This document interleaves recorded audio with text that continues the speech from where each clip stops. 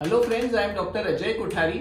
आज का case study काफी इंटरेस्टिंग है और ये ऐसी केस स्टडी है जिसमें ये जो अपने पेशेंट है इनका दूसरे हॉस्पिटल में एक सर्जरी हुआ था और सर्जरी होने के बाद भी वो जो इम्प्लांट है वो नर्व को इरिटेट कर रहे थे और उनको सर्जरी के बाद भी पैरों में बहुत सीवियर पेन था।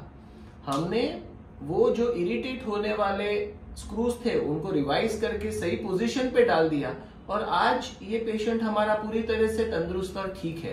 सो पहले समझते हैं कि you know what the case study was.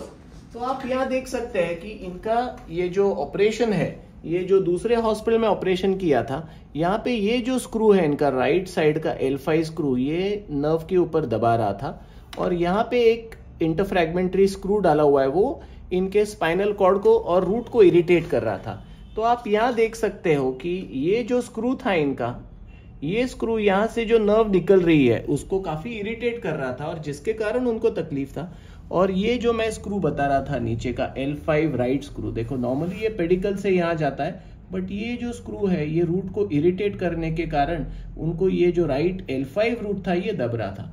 हमने क्या किया सर्जरी में कि हमने यहाँ पे ये जो मीडियलाइज स्क्रू था L5 का, ये वाला स्क्रू, इसको रीडायरेक्ट करके सही पोजीशन में डाल दिया और यहाँ से जो इंटरफ्रैगमेंटरी स्क्रू दिख रहा था आपको, ये वाला, ये जो रूट को इरिटेट कर रहा था, वो स्क्रू रिपोजिशन करके नर्व को फ्री किया और ये काफी पेन फ्री है। तो ये मिसेस चैताली इनसे समजेंगे कसं वाटतंय ताई आता आणि आधी काय त्रास होत होता?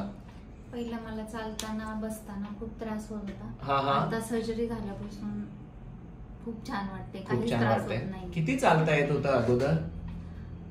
बसताना बसून उठल्यानंतर त्रास व्हायचा मला आणि आता काहीच त्रास होत नाही उठल्यानंतर। आणि जे पायाला वेदना होत्या त्या कमी आहेत आता? हो, कमी आहेत। Overall happy? हो। भीती वाटत होती का सेकंड ऑपरेशनची?